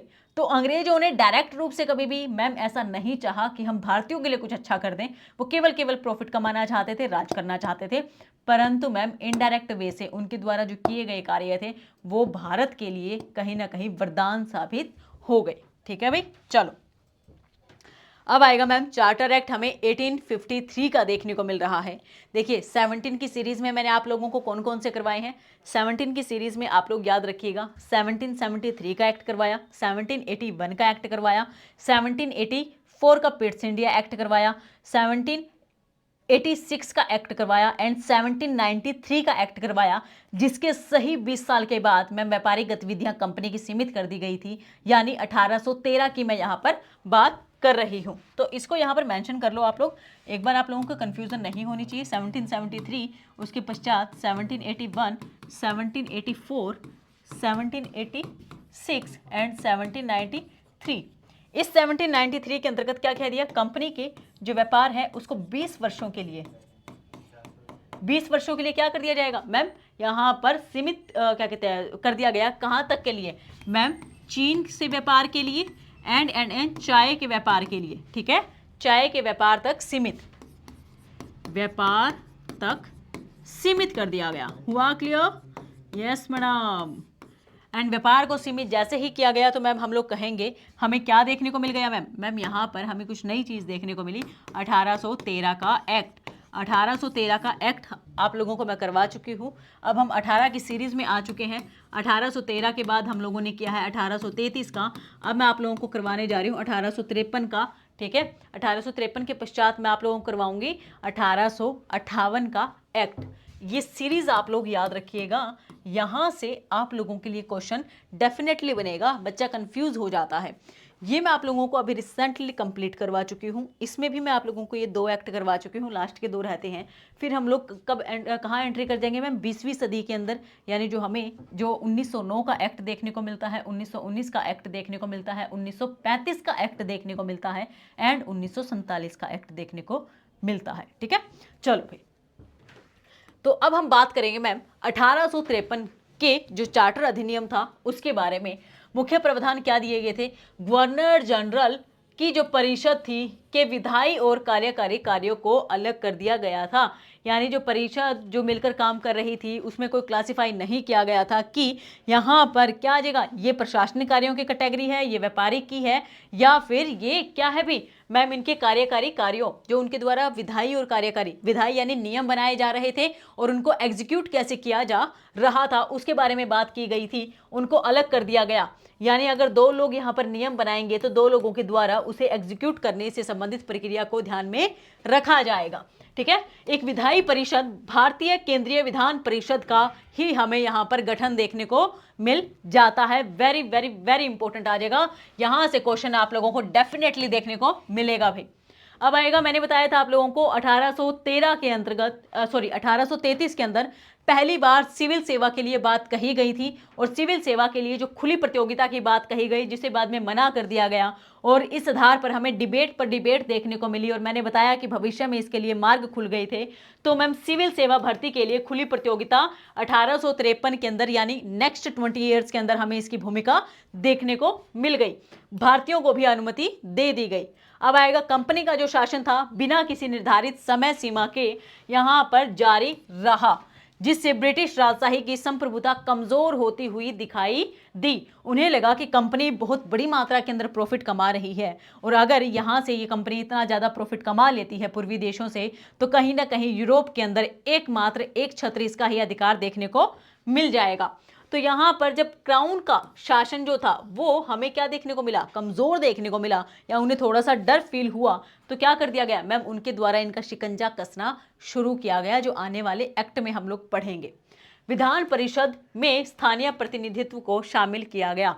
वेरी वेरी इंपॉर्टेंट स्टेटमेंट है, क्वेश्चन आएगा आप लोगों के लिए कि जो विधान परिषद थी उसमें सर्वप्रथम भारतीयों की भागीदारी हमें कब देखने को मिल जाती है। 1853 के चार्टर एक्ट के अंतर्गत मैम यहाँ पर इसे लाया गया था। महत्व क्या आ जाएगा, भारत में विधायी शासन की शुरुआत हमें मुख्य रूप से देखने को मिल जाती है, और भारतीय प्रतिनिधित्व की शुरुआत भी हमें कब देखने को मिली, 1853 के एक्ट के माध्यम से ही देखने को मिली। एंड सिविल सेवाओं के अंदर भी भारतीयों की भागीदारी यानी खुली प्रतियोगिता कब शुरू की गई, 1853 के एक्ट के माध्यम से ही की गई। इससे प्रत्यक्ष राजशाही नियंत्रण की ओर बदलाव का संकेत मिला, जिससे भविष्य के सुधारों और कंपनी शासन के अंत का मार्ग मैम हमें यहाँ पर प्रशस्त होता हुआ दिखाई दिया। हुआ क्लियर? इसमें कंफ्यूजन नहीं होनी चाहिए, क्योंकि अगर इसमें कंफ्यूज रहोगे तो फिर कहीं ना कहीं मैडम हम लोग यहाँ पर क्या कर पाएंगे, क्वेश्चन को मिस कर देंगे। हमारे स्टेटमेंट्स में ही कंफ्यूज करता है, सेम स्टेटमेंट्स है मैम, ये बहुत ज़्यादा कंफ्यूजन क्रिएट करती है। 1813 का एक्ट था, 1833 का एक्ट देखने को मिल गया, या फिर 53 का एक्ट, हर 20 साल के अंदर एक नया एक्ट देखने को मिल रहा है। ठीक है भाई, चलो। इससे प्रत्यक्ष राजशाही नियंत्रण की ओर बदलाव का संकेत मिला, क्योंकि कंपनी का राजस्व है वो बढ़ता जा रहा था। फाइनेंशियल अगर जो भी इकोनॉमिक रूप से यानी समृद्ध होगा, कहीं ना कहीं राज उसी का देखने को मिलेगा। भविष्य के सुधार और कंपनी शासन के अंत का मार्ग अब प्रशस्त हो गया था, इसलिए क्राउन के द्वारा नई नीतियों को अपनाया गया, और इसके फलस्वरूप हम लोग कहेंगे मैम 1858 के अंतर्गत क्राउन के द्वारा कंपनी की गतिविधियों को पूर्ण रूप से समाप्त कर यहाँ पर भारत के अंदर जो भी शासन था उसे अपने हाथों में ले लिया था। ठीक है, 1858 से लेकर 1947 तक हमें राजशाही शासन देखने को मिल जाता है। कंपनी केवल मात्र क्या आएगा, एक निजी कंपनी के रूप में यहाँ पर काम करने लग जाती है। वो अब ना ही तो किसी क्षेत्र पर अधिकार कर पाएगी, और ना ही इससे संबंधित कोई नियम बना पाएगी। अब इसके लिए कौन काम करेगा मैम, यहाँ पर क्राउन के द्वारा काम किया जाएगा। तो भारत में ब्रिटिश शासन का तात्पर्य 1858 से लेकर 1947 तक का है, और इस दौरान भारत का सीधे सीधे जो नियंत्रण था ब्रिटिश राजशाही यानी क्राउन के हाथों में चला गया था, जिससे ईस्ट इंडिया कंपनी के पूर्व के शासन का स्थान ले लिया था। अब कंपनी यहाँ पर शासन नहीं कर सकती थी, केवल अपना सीमित मात्रा में व्यापार यहाँ पर बता दिया गया था। ठीक है, चलो भी भारत सरकार का अधिनियम 1858 की चर्चा करते हैं, क्योंकि मैम यहाँ पर क्राउन का अधिकार देखने को मिला। ईस्ट इंडिया कंपनी को समाप्त कर दिया गया और सत्ता ब्रिटिश क्राउन को सौंप दी गई। आ गया होगा समझ? चलो, गवर्नर जनरल के पदनाम को वायसराय में बदल दिया गया। पहले बना था मैम वॉरेन हेस्टिंग, क्या बना था, बंगाल का गवर्नर जनरल। 1833 के अंदर मैम फिर क्या हुआ, बंगाल के गवर्नर जनरल को भारत का गवर्नर जनरल बना दिया गया।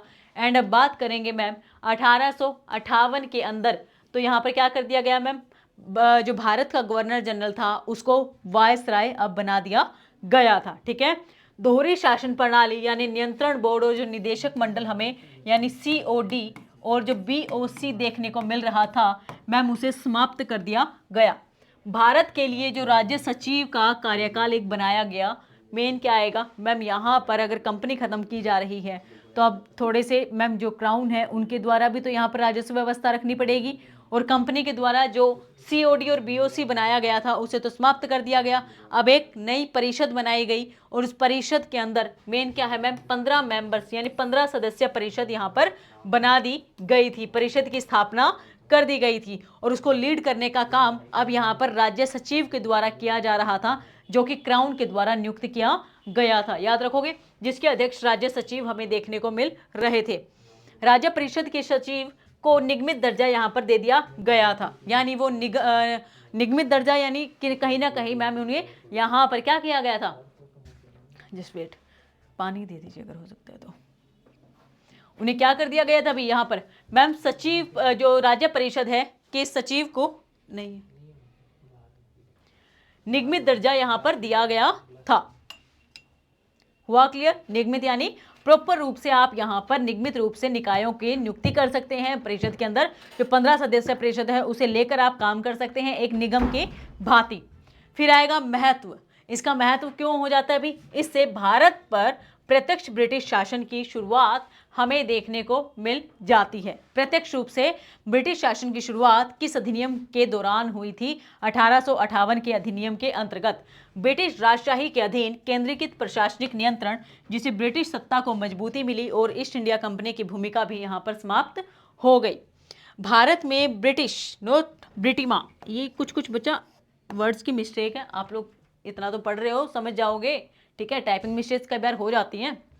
भारत में ब्रिटिश प्रशासनिक संरचनाओं की स्थापना की नींव मैम यहाँ पर हमें देखने को मिल जाती है। भारत सरकार अधिनियम 1858 के अंदर हमें क्या देखने को मिला, क्राउन का शासन देखने को मिला, राज्य सचिव की नियुक्ति देखने को मिली, उन्हीं के अंतर्गत 15 सदस्य सचिव की नियुक्ति हमें देखने को मिल जाती है, एंड राज्य परिषद के सचिव हैं उन्हें निगमित दर्जा दे दिया जाता है, जो निगम की भांति मैम यहाँ पर कार्य करते हैं।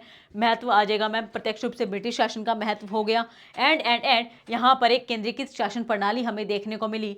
कैसे? क्योंकि मैम जो पहले हमें दोहरी व्यवस्था 1784 से देखने को मिल रही थी, COD एंड BOC की, मैम अब उसे यहाँ पर समाप्त कर दिया गया था, याद रखोगे। चलो भाई, अब हम बात करेंगे मैम 1861 के अधिनियम की, बेहद ज़्यादा इंपॉर्टेंट है, याद रखिएगा। सबसे ज़्यादा जो क्वेश्चन बनते हैं 1833 के अंतर्गत एंड 1858 के एक्ट में से बनते हैं, परंतु अब 1861 है, 1861 में क्या हो जाता है अभी यहाँ पर ध्यान रखिएगा, वायसराय की परिषद में कुछ भारतीयों को मनोनीत किया गया था। निर्वाचित और मनोनीत दोनों में डिफरेंस होता है, एक आएगा नॉमिनेटेड एंड एक आएगा इलेक्टेड, ठीक है।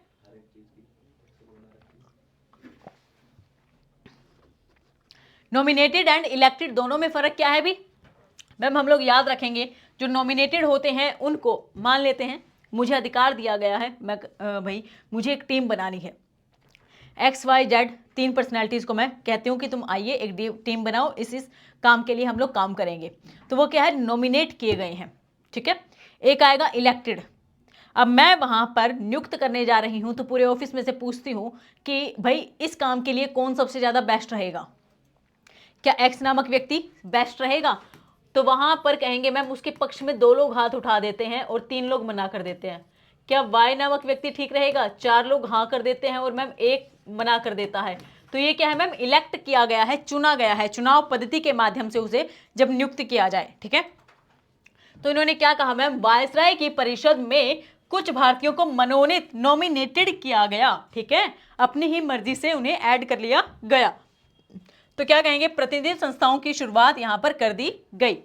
अब एक इंपॉर्टेंट मैम, जो 1773 से बंबई और मद्रास पर अत्याचार लगातार किए जा रहे थे, अब वहां पर इन्हें सुकून मिला, क्योंकि बंबई और मद्रास प्रेसिडेंसी को विधायी शक्तियां बहाल कर दी गई, क्योंकि 1833 के अंदर तो मैम इन्हें बिल्कुल ही मिट्टी से में मिला दिया गया था, इन्हें क्या कर दिया गया, इनकी शक्तियां पूर्ण रूप से छीन ली गई थी। अब आएगा मैम, बंबई और मद्रास प्रेसिडेंसी को विधायी शक्तियां बहाल की गई, जिससे विकेंद्रीकरण की शुरुआत यहाँ पर देखने को मिल जाती है। बंगाल, उत्तर पश्चिमी प्रांतों और पंजाब के लिए यहाँ पर नई विधान परिषदों की स्थापना की गई थी, एंड वायसराय को नियम और अध्यादेश जारी करने की अनुमति दे दी गई थी। वो कौन सा अधिनियम है जिसके माध्यम से अध्यादेश जारी करने का हमें यहाँ पर अधिकार देखने को मिल जाता है। कौन सा अधिनियम आएगा मैम? 1861 का एक्ट यहाँ पर देखने को मिल जाता है। फिर आएगा पोर्टफोलियो प्रणाली को मान्यता भी 1861 के एक्ट के माध्यम से दी गई। एंड वायसराय आपात स्थिति के दौरान अध्यादेश जारी कर सकता था। अध्यादेश जारी रखना है तो यानी 1861 का आप लोग कनेक्शन बनाकर रखना पड़ेगा। ठीक है भाई, चलिए महत्व क्या आ जाएगा मैम? महत्व हमें जो देखने को मिलता है, इसकी इंपॉर्टेंस इसलिए है क्योंकि भारतीयों को विधायी कार्यों में शामिल यहाँ पर पहली बार किया जाने लगा था। शुरुआत कब हुई थी भारतीयों की प्रशासनिक व्यवस्था के अंदर एंट्री की? 1861 के एक्ट के माध्यम से। हुआ क्लियर? चलो भाई, फिर आएगा प्रक्रिया से शुरू कर दी गई, परंतु यह बहुत सीमित स्तर पर थी। हालांकि यह लिख लीजिएगा, सीमित स्तर पर थी। इससे विधायी विकेंद्रीकरण और स्थायी शासन में वृद्धि की शुरुआत कर दी गई थी। एंड नई परिषदों की स्थापना की गई, जिससे विभिन्न प्रांतों में विधायी भागीदारी को बढ़ावा देने का मार्ग प्रशस्त हो गया था। देखिए इजी सी चीज़ें हैं, आप लोगों को इजीली समझ आ जाएंगी, परंतु फिर भी आप लोगों को कोई भी कन्फ्यूज़न हो तो आप हमारे कमेंट सेक्शन में क्वेश्चन पूछ सकते हैं एंड बता सकते हैं कि मैम हमें ये वाली चीज़ समझ नहीं आई है। अगर उसमें आप लोगों का जेन्युइन जो मुझे यानी डाउट लगता है तो आप लोगों से कांटेक्ट किया जाएगा। यहाँ पर आप लोगों के डाउट्स भी क्लियर किए जाएंगे एंड वो चीज़ मैं दोबारा से क्लास में भी समझा दूंगी। ठीक है, और ऐसे नहीं कीजिएगा कि आप लोग क्या करें, कुछ बच्चों के जेन्युइन क्वेश्चन नहीं होते हैं और वहाँ पर फिर वो लगाते रहते कि मैम ये समझ नहीं आया। भाई जो चीज़ मैं यहाँ पर अच्छे से समझा रही हूँ उसे अच्छे से समझो। ठीक है, यहाँ पर अगर मैं इतना एफर्ट डाल रही हूँ तो मैं उम्मीद करती हूँ कि मैं पूरी कोशिश कर रही हूँ यहाँ पर समझाने की आपको, तो आप भी समझ रहे होंगे। ठीक है, परंतु फिर भी अगर 1% आप लोगों को डाउट हो तो आप हमारे कमेंट सेक्शन में बता सकते हो। अब हम बात करेंगे हमारे भारतीय जो परिषद अधिनियम देखने को मिलता है 1892 का। देखिए 1800 के जो एक्ट हैं, 1800 की सीरीज़ में आप लोगों को फिर से एक बार बता देती हूँ।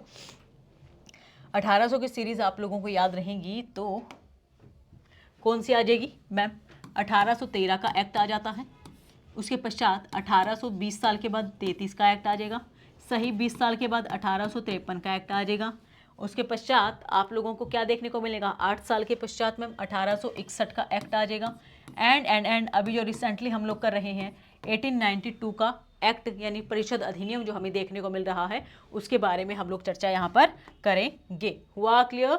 चलो भाई, इन सभी एक्ट के बारे में ज़रूर याद कर लीजिएगा, ये ज़रूरी बन जाते हैं। और 17 की लाइन का दोबारा से रिकॉल करवा दूँ आप लोगों को। देखिए 1773 का एक्ट आ गया, 1781 का एक्ट आ गया, 1784 का एक्ट आ गया। ठीक है, एंड 1786 का एक्ट आ गया मैम, 1792 का एक्ट आ गया मैम। हुआ क्लियर? ये सारे के सारे एक्ट आप लोगों को बेहद ज़्यादा इंपॉर्टेंट है, क्योंकि इसमें जो फैक्ट दिए गए हैं वो हमारे हर एक एग्जाम में, आप किसी भी एग्जाम में बैठ जाओ, चाहे यूपीएससी का एग्जाम दो या फिर जीडी या एमटीएस का एग्जाम दो। ठीक है, आप लोगों को CHSL exam and UPSC exam के हर एक स्टेप में जितने भी एग्जाम आ रहे होंगे सभी में इनसे रिलेटेड क्वेश्चंस देखने को मिल जाते हैं। तो पहली बात तो आप लोगों को ये सीरीज ही याद नहीं हो पाती है, बच्चा इसी में कन्फ्यूज रहता है। 1854 का एक्ट था या 53 का एक्ट था, 61 का एक्ट था या 65 का एक्ट था। ठीक है, तो ये कंफ्यूजन नहीं होनी चाहिए। इसको आप लोग एक दो बार अच्छे से करोगे तो आपको हो जाएंगी भी चीज़ें याद।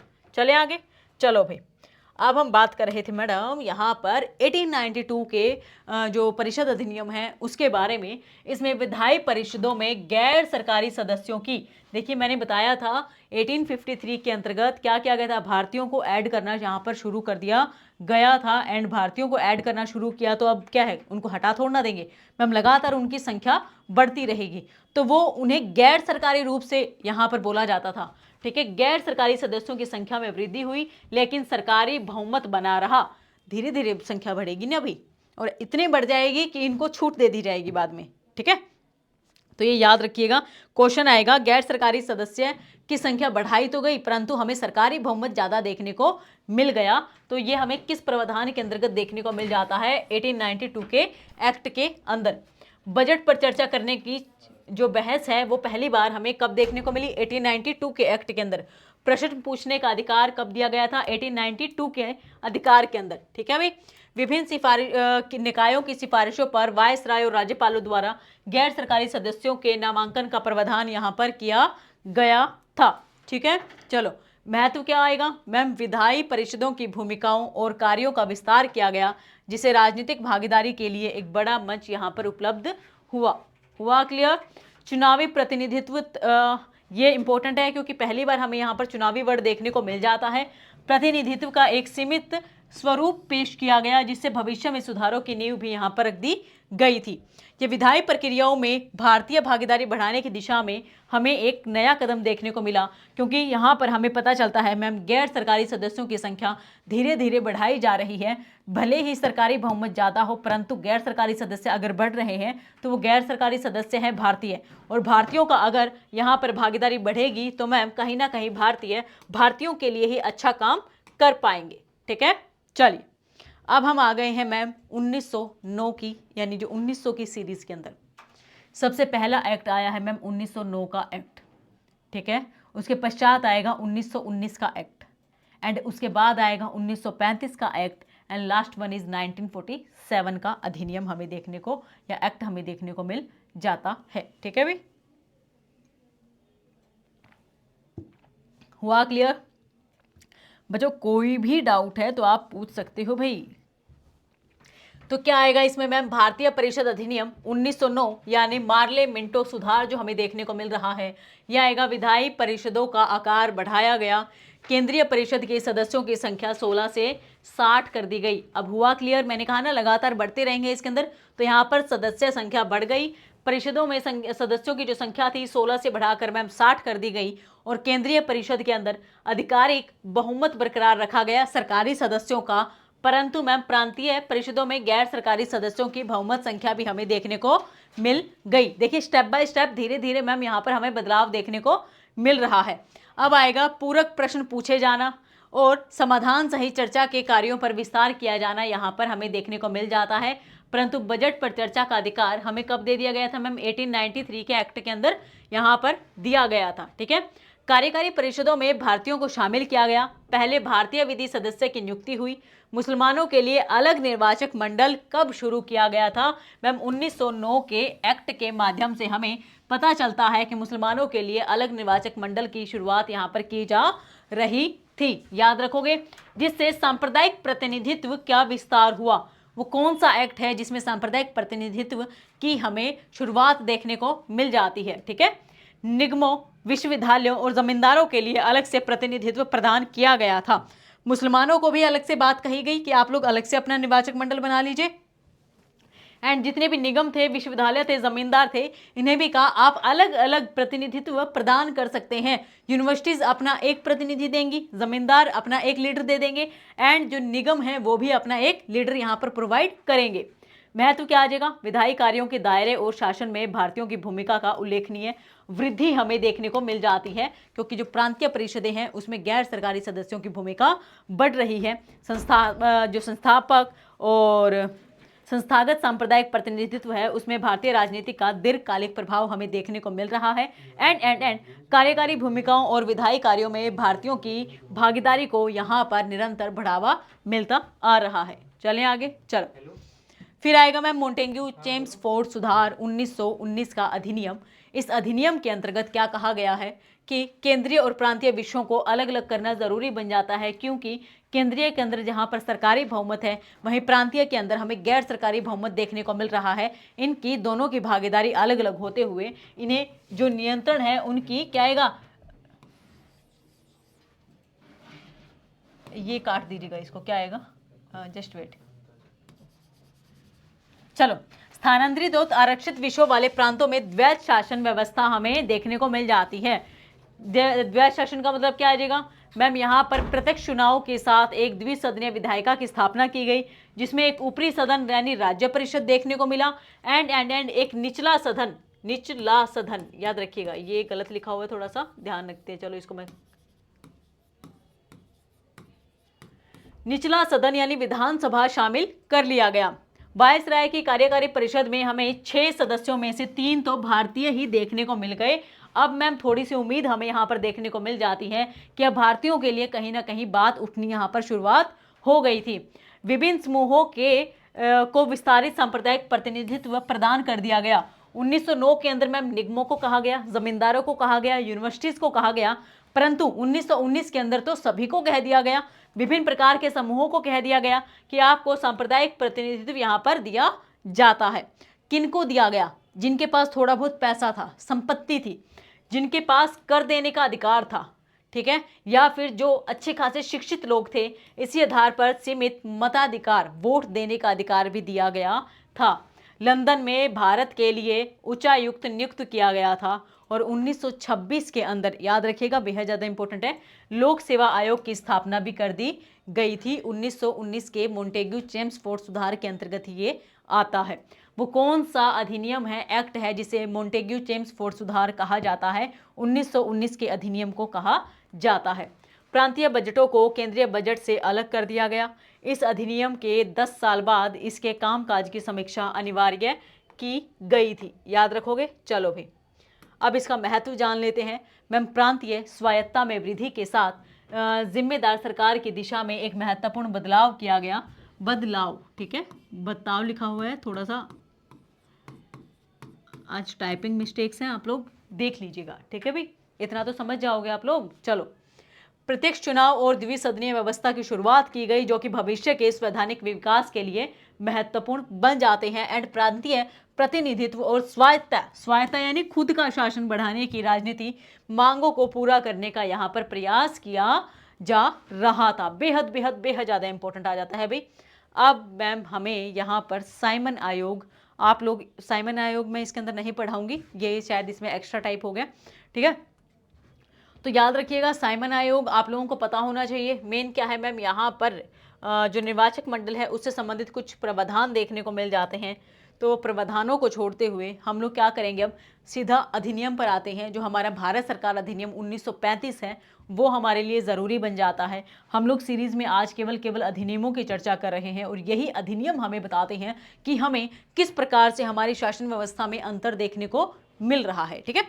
तो 1935 के अंदर क्या हुआ, केंद्र और इसकी जो इकाइयां हैं उनके लिए अलग अलग शक्तियों के साथ एक अखिल भारतीय संघ की स्थापना कर दी गई थी। वो कौन सा एक्ट है जिसके माध्यम से हमें एक क्या आएगा, अखिल भारतीय संघ, अखिल भारतीय संघ देखने को मिल जाता है। 1935 का एक्ट यहां पर बताया गया है।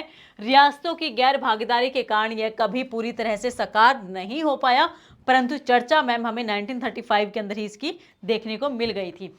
प्रांतों में द्वैध शासन व्यवस्था को समाप्त कर दिया गया और प्रांतीय स्वायत्तता उत्तरदायी सरकार की शुरुआत कर दी गई थी, ठीक है। केंद्र में द्वैध शासन प्रणाली शुरू की गई थी। ये इंपॉर्टेंट है, इसको याद रखिएगा कि वो कौन सा एक्ट है जिसके माध्यम से केंद्र में तो द्वैध शासन प्रणाली शुरू कर दी गई एंड प्रांतों के अंदर समाप्त कर दी गई थी। कौन सा आएगा मैम, 1935 का एक्ट। 11 में से 6 प्रांतों में क्या आएगा, द्विसदनीय व्यवस्था, उचला सदन और निचला सदन दोनों ही देखने को मिल जाते हैं। अनुसूचित जाति, महिला और श्रमिकों को सांप्रदायिक प्रतिनिधित्व का विस्तार कर दिया गया था। अगर मैं 1919 की बात करूं तो क्या हुआ था भाई मैम, जिनको कर देने का अधिकार था, जिनके पास थोड़ी बहुत संपत्ति थी, ठीक है, उन लोगों, और जो थोड़े बहुत एजुकेटेड थे उन लोगों को ही वोट देने का अधिकार दिया था, ठीक है। परंतु 1935 का जो एक्ट देखने को मिला है मैम, उसमें अनुसूचित जाति यानी जो शेड्यूल कास्ट है एंड महिलाओं को, श्रमिकों को सांप्रदायिक प्रतिनिधित्व का विस्तार कर दिया गया था। इन्हें भी अधिकार देने का यहाँ पर क्या दे दिया गया था, वोट देने का अधिकार दे दिया गया था। भारतीय परिषद को समाप्त कर दिया गया। राज्य सचिव को सलाहकार प्रदान कर दिए गए। 1858 के अंदर 58 के अंदर क्या हुआ, एक राज्य सचिव बनाया गया था, एक मैम 15 सदस्यीय परिषद बना दी गई थी इसकी जो अंडर काम करेगी। इन्होंने कहा ये परिषद अब समाप्त कर दी गई, ठीक है, कब, 1935 के अंदर। एंड राज्य सचिव को क्या कर दिया गया मैम, सलाहकारी प्रदान कर दी गई थी। को सलाहकार प्रदान अब एडवाइजरी एक प्रोवाइड करवा दिया गया था। जनसंख्या के लगभग 10% हिस्से पर मताधिकार का विस्तार कर दिया गया। भारतीय रिजर्व बैंक जो है यानी आरबीआई की स्थापना हमें देखने को मिल जाती है।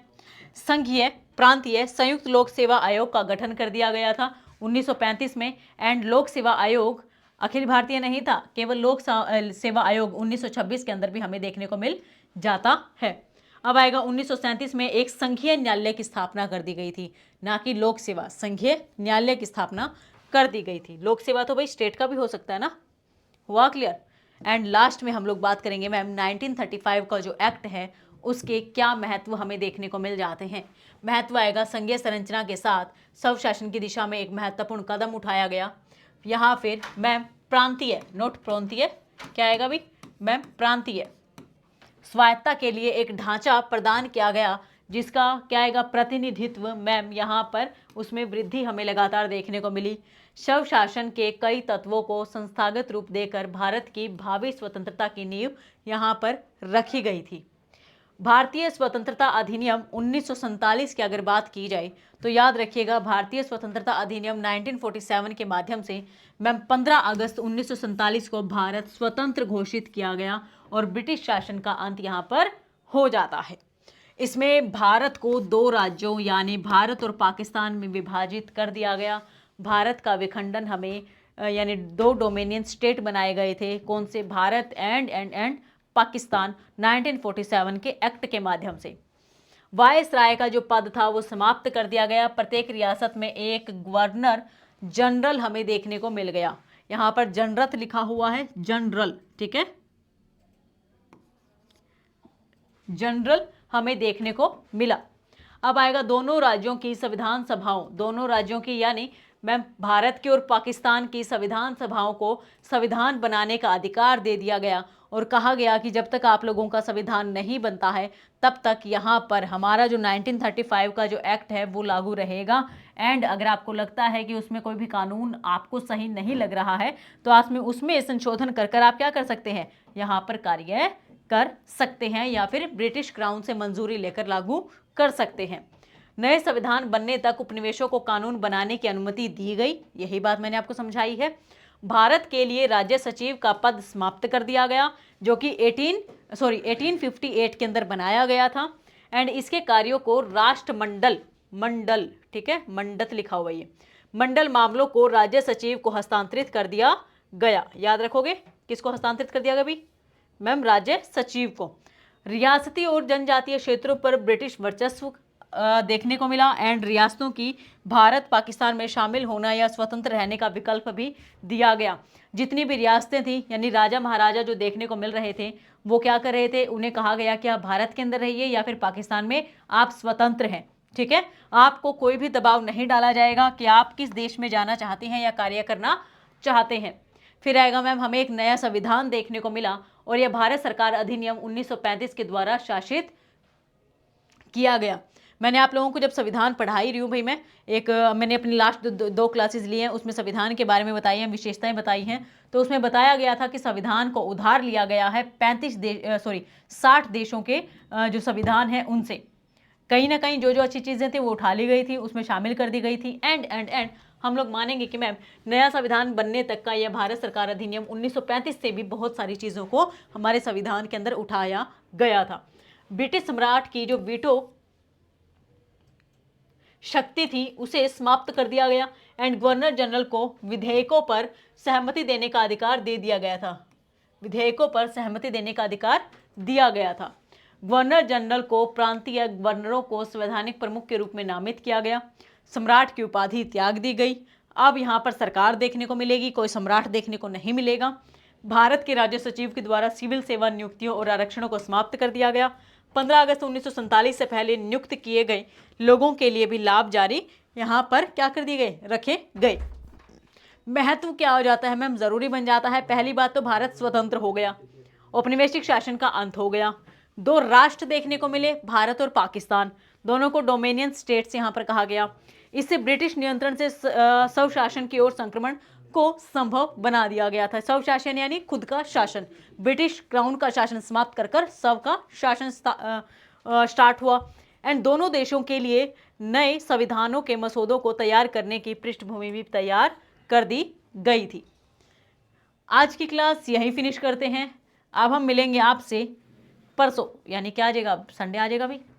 तो भाई हम लोग मिलेंगे नेक्स्ट क्लास में जिसमें नया नेक्स्ट टॉपिक करेंगे। और क्लास को लाइक शेयर ज़रूर कर दीजिएगा। मैक्सिमम से मैक्सिमम बच्चों को शेयर कर दो भाई जो भी यूपीएससी एग्जाम की तैयारी कर रहे हैं, क्योंकि पूरा बैच यूपीएससी एग्जाम को टारगेट करते हुए यहाँ पर पढ़ाया जा रहा है। क्योंकि ऐसा ही इस एग्जाम के अंदर, जो यूपी के अंदर एग्जाम निकला है, उसमें मेन क्या रहेगा बच्चा, मूल विधि से सबसे ज्यादा क्वेश्चन आएंगे, पॉलिटी से सबसे ज्यादा क्वेश्चन आएंगे। अगर आप लोग ढंग से यहाँ पर कर लेते हो ना, तो आप लोगों को देखिएगा आपका एग्जाम में क्वेश्चन फंसेंगे ही फंसेंगे। आपको हम लोग पढ़ के हो रही है ताकि क्वेश्चंस को कर पाए। इसकी जो पीडीएफ मिलेगी बच्चा, पीडीएफ को आप लोग जरूर डाउनलोड कीजिएगा, वो मिल जाएगी आपको Telegram channel notebook global academy के नाम से ही टेलीग्राम चैनल है, वहाँ से। एंड हमारे जो क्लास का टाइमिंग है डेली, जो आप मैक्सिमम से मैक्सिमम बच्चों को शेयर भी किया करो, वो आ जाएगा भाई। डेली हमारी जो क्लास होती है संडे को छोड़कर 10:30 बजे। ठीक है, बाय बाय, टेक केयर, ध्यान रखिएगा।